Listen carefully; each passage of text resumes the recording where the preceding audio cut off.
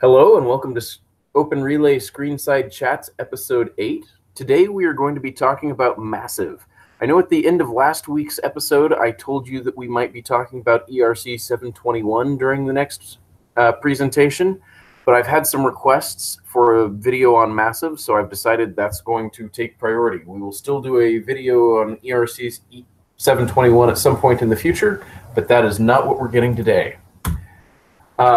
So Massive is a toolkit for handling serialized orders. It uses a concept called JSON streaming, and we provide a set of command line utilities for manipulating orders on the command line. First, a lot of people are not familiar with the concept of JSON streaming, so I want to cover that real quick.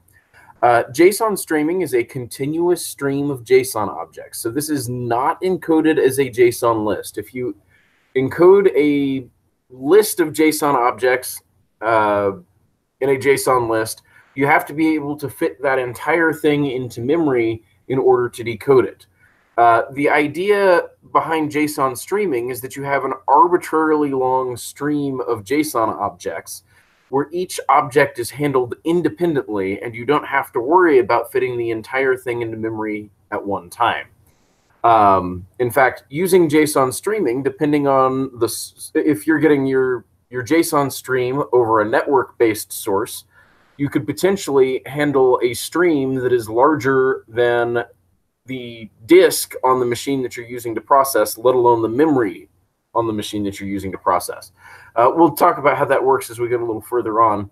But the gist of JSON streaming is that you have a byte stream of JSON objects, and you handle each JSON object one at a time. Within Massive specifically, we use line-delimited JSON objects. So basically, you have one JSON object, a new line character, then another new JSON object, and another new line character. And within the context of Massive, each line is a 0x order. Now, there's an idea that Massive might eventually grow into covering more things than just 0x orders, but for the most part, most of the utilities that you would use today are 0x orders that you would manipulate with Massive. So to illustrate the concept of JSON streaming, I've had this little Python example that I've used for years to illustrate the idea. Obviously, at OpenRelay, we use Golang as our primary language, and Massive itself is written in Go, but I feel like this short little Python snippet does the concept of JSON streaming justice. So here on line 1, we say for line in sys.standardin. So that is going to read line after line after line out of standard in for this process. We take that line and we JSON decode it into a Python object. So this is probably going to be a dictionary, although it could potentially be a Python list or a string or something like that. But usually a Python dictionary. Then we can do stuff to that item. So we might transform that item. We might look at particular attributes and make some changes to it. We might add attributes. We might remove attributes. Or we might have this be a filter function where we decide whether or not we are going to pass this item on to the next stage. If we do decide we're going to pass this item on to the next stage, then we use the JSON dump utility to dump that item out to standard out. So that is going to decode or re-encode the item as a JSON object, put it on standard out, and then after we've written it to standard out, we write a new line character. That new line character is how the next process that is going to consume this object, when it's doing its for line in sys.standardin, it's going to see that new line character and know that's the place to stop. So you can write in Python, you can write a JSON streaming script in potentially 5 lines if you only need to make one small transformation to your item. chances are this do stuff to item section is going to be longer than one line, but the basic boilerplate's fairly simple, and it makes it very easy to process a continuous stream of items. And then again, JSON streaming is language agnostic. So this is a Python implementation. Massive is a Golang implementation. But you can really do JSON streaming in just about any language. And you can mix and match, because if you're reading off of standard in and passing off to standard out, standard in could be coming from a process written in Python. Standard out could be a process written in Rust. And the process that you're writing could be written in Go. So you have a lot of flexibility when you're working in the realm of JSON streaming. So what are the use cases for JSON streaming? So the idea is that you might want to process data from a variety of sources. So if you could potentially be pulling data from an API, or pulling data from a database, or pulling data from some flat files, or pulling data from a generating your data set rather than pulling it from anywhere, so long as you can produce data that matches the JSON streaming schema, it doesn't matter where it's coming from. You can use the same standard tools across data from a variety of sources, so long as you can massage that data into the same basic format. In my professional career, at one point, I had a use case where I used JSON streaming with some log files. That we had log files that were about 30 gigabytes per day, and I had several per server per day, and I had several servers and several days worth of logs that I needed to pull certain information out of. So what I did was I wrote a parser to convert those logs into JSON streams that contained the particular attributes that we needed to pull out of those logs. And then I could write a bunch of other tools to write simple transformations on top of those logs, filter out the logs that I was interested in. So there's all sorts of use cases for JSON streaming, and it allows you to take data from a variety of sources, massage it into a particular format, and then use the same set of tools that don't care about the source. So JSON streaming builds on top of a concept of Unix pipes. And Unix pipes are a very common scripting pattern that go back to Bell Labs in 1973. So this is a concept older than most concepts in modern computing, but it is still incredibly powerful. So as a very basic example of a Unix pipe, these are, if you have a Linux system, you will have all three of these utilities on your local system, before you ever booted it up. So here we say cat file. That is going to take a file that is on your disk and take its content and pipe it to standard out from the cat process. That becomes standard in for the grep process. So grep is going to go line by line through its standard in, and it's going to look at each line and see if that line contains pattern, whatever pattern happens to be. If that line does include pattern, it's going to pass that line on to standard out. Grep's standard out becomes the standard in for this sed process.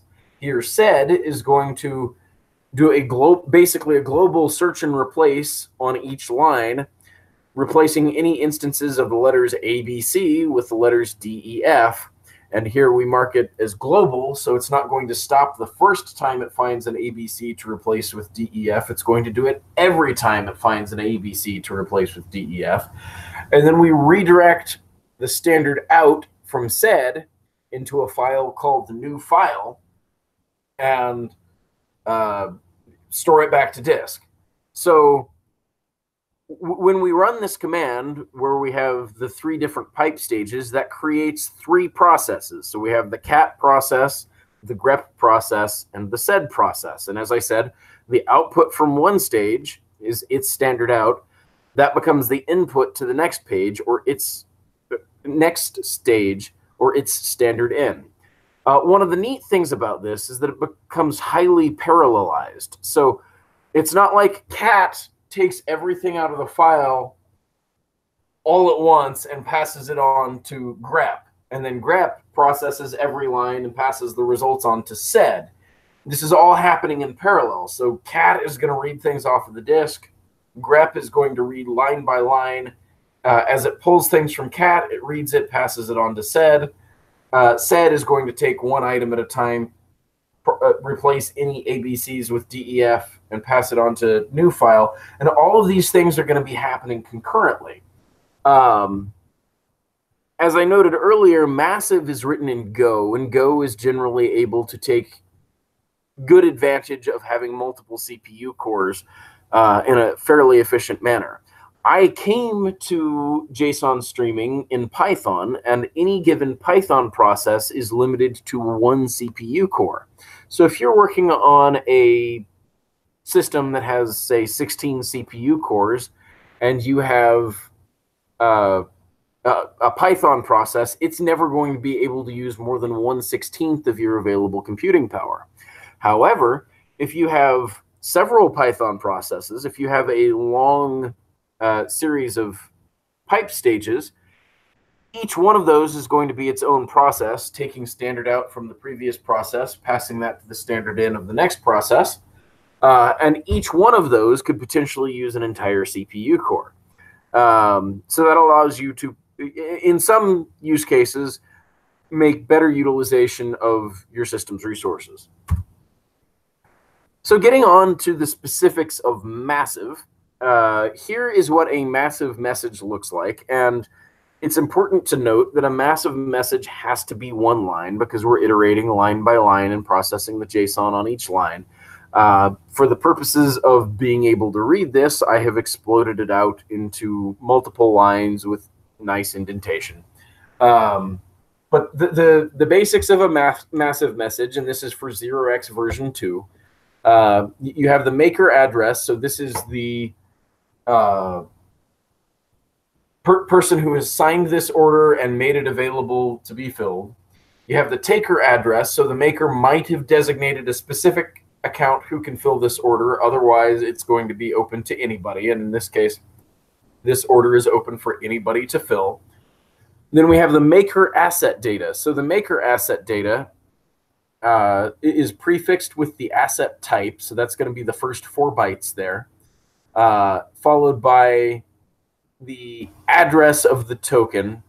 So the next several bytes, Ethereum addresses are always 20 bytes, but within the asset data here, we can only deal in 32-byte chunks, so we have to prefix it with 12 bytes worth of zeros, and then we have the address of the token that we're trying that the maker is offering. Then we have the taker asset data, which has the same basic principles. So again, we see that this is an ERC20 token, as indicated by the F47261B0. And then here we get to the Ethereum address of the taker token. We have the fee recipient address, and this is OpenRelay's fee recipient address. We have the exchange address. This is one of the earlier versions of the 0x exchange contract on Kovan.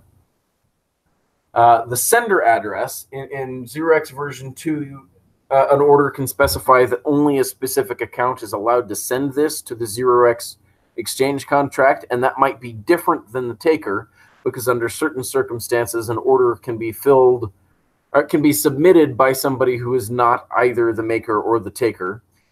In this case, anybody is allowed to submit this order.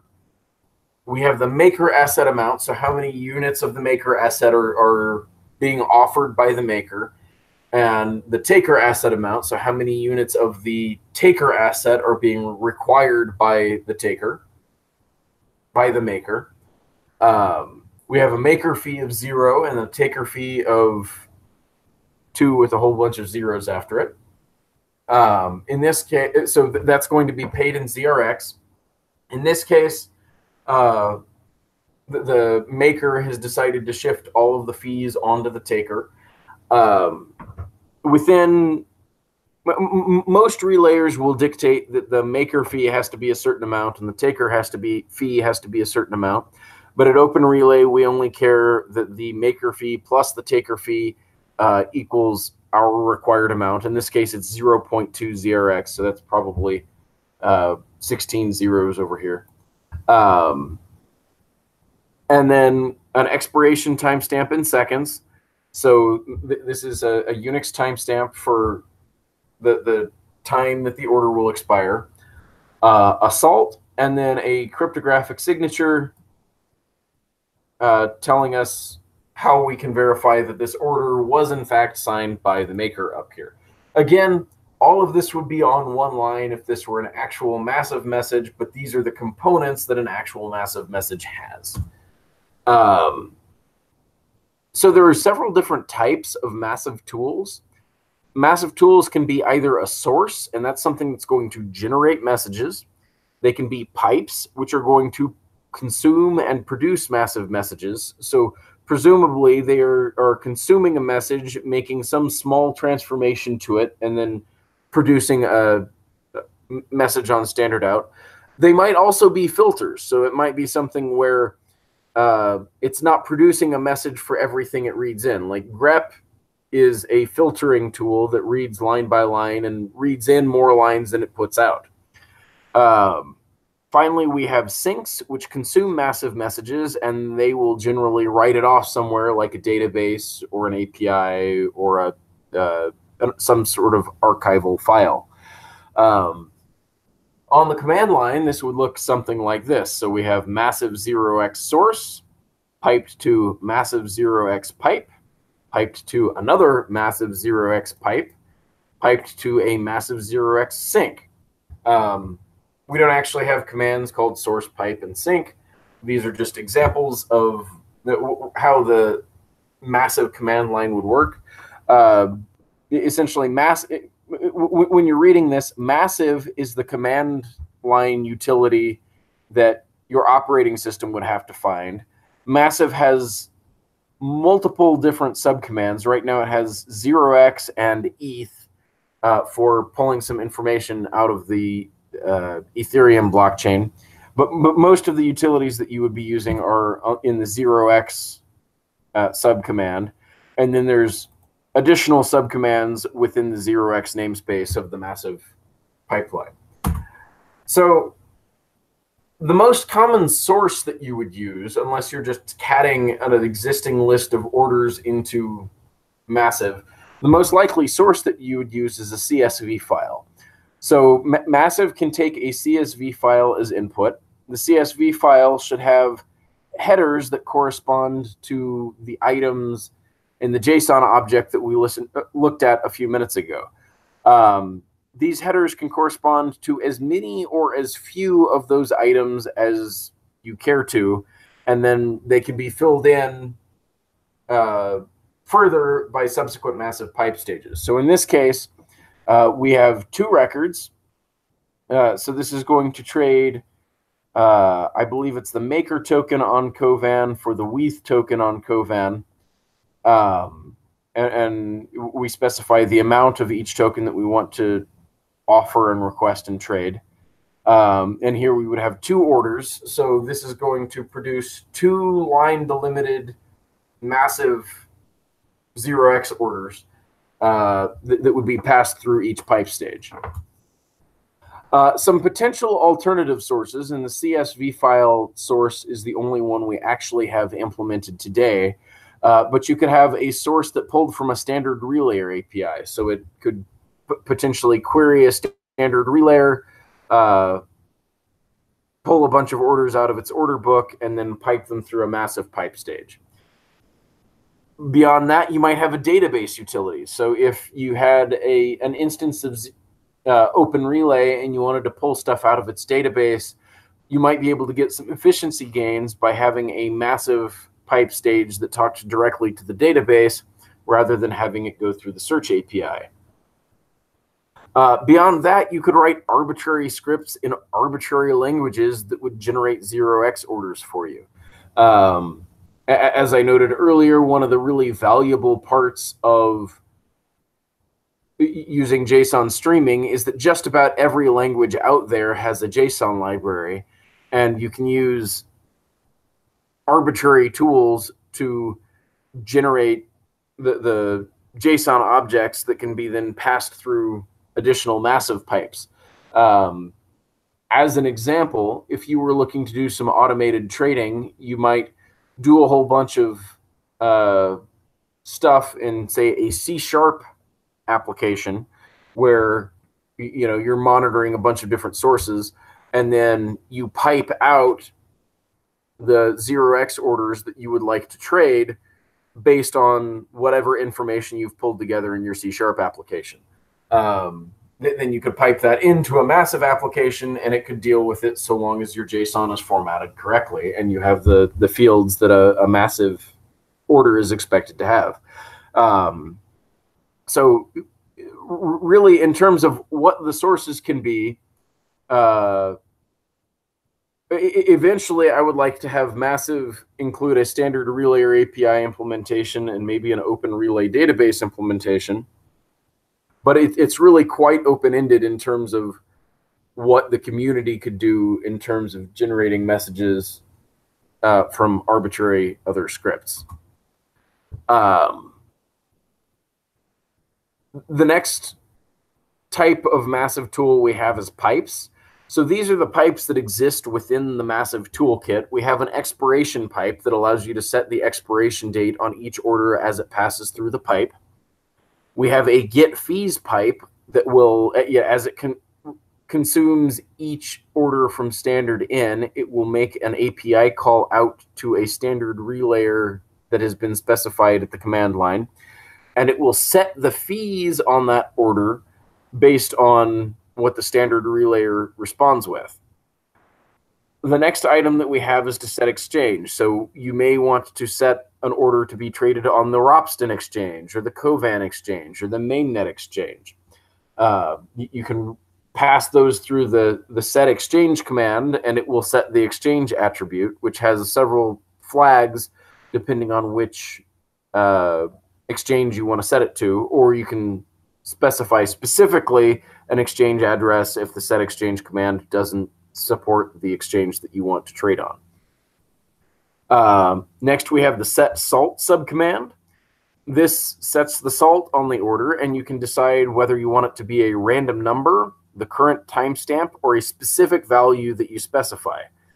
The next pipe stage that we have is a signing pipe stage. So this takes 0x orders in on standard in, takes a key as a command line argument. So this is going to be a file on your file system that contains a elliptic curve cryptography private key that corresponds to an Ethereum address. And you are going to sign the order using that key. The final pipe stage that we have is the set allowance pipe stage, and that will reach out through an Ethereum RPC server to send a transaction that will enable the 0x trading of that token for the account specified with set allowance. So if you followed some of the earlier videos, you have to set ERC20 allowances in order to trade a token through 0x. This set allowance pipe stage will ensure that those allowances get set. For some future work within the pipes domain, right now, when you use the set allowances pipe stage, you have to set an unlimited allowance. It would be nice if we had a feature to allow you to set only the allowances required by the orders that you're trying to pass through that pipe stage. Additionally, it would be really nice if the sign feature, the sign subcommand, would support signing using an RPC server. So right now we're signing using a key, but that key has to be in a file on your local file system. RPC servers offer a lot more protection and a lot more security around your keys. So it would be nice if we could pass the orders through an RPC server to be signed rather than having to have that key on your local file system. Additionally, in 0xv2, they introduced a concept of epochs for salt. So you can now cancel an order or a bunch of orders by specifying an epoch that you want to cancel. And so if, say, for example, you have issued all of your orders to date with a salt of 0, if you send cancel all with the value 0, it will cancel all of your orders that had a salt of 0. And in the future, if you issue any salt orders with a salt of less than 1, the 0x exchange contract will consider those invalid. So we should probably account for the epoch when issuing salts, or when adding salts to orders, in order to make sure that we're not issuing an order that has already been canceled.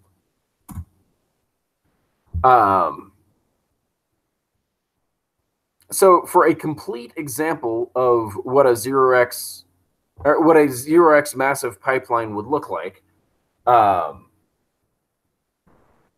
here we start with a CSV file, and we specify the input pointing to the CSV on our local file system. The massive 0x CSV subcommand is going to explode that into a series of massive JSON objects. Then that's going to get passed on to the expiration pipe stage. That is going to set a duration on that pipe stage, on that order, of 10 days. So this is 60 seconds times 60 minutes times 24 hours times 10 is where we get this number. And so we're setting a duration of that. So it'll take the current time, add 10 days worth of seconds to that, and this order will expire in 10 days. The get fees pipe stage, we specify a target of the standard relay API that we want to submit this order to. We actually didn't have to specify this one because this is the default. If you don't specify a standard relay API implementation, Massive will send it to OpenRelay. But Massive does support other 0x standard relay implementations. So if you wanted to send to Radar Relay or send to ERCDEX or any of a number of other relayers that implement the standard relay API, you could specify them as the target here. By default, if you don't include this maker share portion, Massive will use whatever fees are specified by the relayer. Because OpenRelay allows the maker to distribute the fees between the maker and the taker however the maker sees fit, Massive includes a maker share flag that allows the maker to say, yeah, I want to take 0.5 or 50% of the fees. They could also say, I want to take 0 of the fees, or I want to take 1 of the fees, which means that they will take 0% or 100% of the fees, or anywhere in between, and the get fees API will redistribute that. If you're using this with a relayer that is not OpenRelay, you probably need to leave that flag out, or the relayer will reject it. Next, we have the set exchange subcommand. So here we say that we want to submit this to the Ropsten exchange. The set exchange subcommand knows the address for the Ropsten network, the Ropsten 0x exchange contract, and it will go ahead and automatically set that. You could also specify mainnet, Covan, I think Rinkeby, test RPC, or you could specify a specific exchange address if you wanted to use something that we didn't have pre-coded into the set exchange subcommand. Set salt, if you don't specify anything, any flags, will set a random salt. We will probably change that to a timestamp as the default salt in the future, simply because of the epoch concept. So most relayers are using the current timestamp as their salts. So long as that is, or everyone is doing that, and the salt is always going up.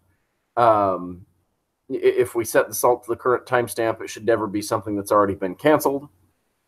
But again, we may want to check the user's epoch in the future to make sure that we're not setting it to something that has already been canceled. Next, we have the sign subcommand. So here we're pointing to a specific private key on the file system, and we are saying replace on mismatch. So there are a couple of different behaviors of the sign subcommand. If we have not specified a maker when we created our order back here in the CSV, the sign subcommand is not going to match the maker that was already on the order. In that case, we want to replace the maker on the order with a maker that corresponds to the public key that corresponds to this private key that we have on our local file system. But in certain circumstances, we may not want to replace the maker. So, for example, Massive was developed to support our Embiggen airdrop. And within the Embiggen airdrop, all of the Embiggen is being given away by 30 different accounts. So when we had the Massive pipeline to sign all of the orders for the Embiggen giveaway, we did not use the replace on mismatch flag, and we actually had 30 different pipe stages of the Massive 0x sign stage. And what that meant was if the maker of the order in the CSV did not correspond to the private key for that particular pipe stage, it would just pass that message right on through and not change the signature, not change the maker, unless the maker corresponded to the private key that we'd specified, in which case it would update the signature but wouldn't modify the maker. The result there was that by having 30 sign pipe stages in a row, we were able to sign all of our orders based on the maker that they already had specified, and not have to worry about modifying any of the other orders that didn't correspond to the private key that each instance of the sign command was invoked with. Next, we have the set allowance subcommand. So here, right now, we have to pass the unlimited flag. It is not capable of setting anything less than an unlimited allowance. And by an unlimited allowance, we mean the maximum 256-bit unsigned integer that the Ethereum blockchain will support. We need an RPC server that we can use to send the set allowance transaction through, and we need the private key that we can use to sign that transaction. And then finally, after the set allowance command will not pass orders through until all of the allowances for that order have been set. Once they have been piped through, they will be sent to the only sync that we have, which is the Massive 0x upload subcommand. So here we specify the 0x relayer that we want to send it to. As I indicated earlier with the get fees command, OpenRelay is the default here, but you could use the target flag to specify radar relay or ERCDEX or any of a number of other relayers. This is a complete example. We have 8 pipe stages here, and this will get you from a CSV to a list of orders ready to be filled on OpenRelay. So next week, I will be going to the Nail It conference, which is the National Association of Legislative IT, which doesn't seem like it has a whole lot to do with blockchain technology, but they have invited me to come talk about blockchain technology and explain blockchain technology to the IT staff of state legislatures from across the country. So that is going to turn into a special edition Screenside chat. We are hoping that we will be able to record my presentation at the conference. If we are not able to, I will record a separate instance of that talk, and it will go onto our YouTube channel. But next week we will not have our traditional live feed, but we will have a presentation that should be going up hopefully Thursday evening. So, does anybody have any questions? Good to go, Austin. Thank you. All right. Thank you all for coming, and we will see you with our special edition Screenside chat next week.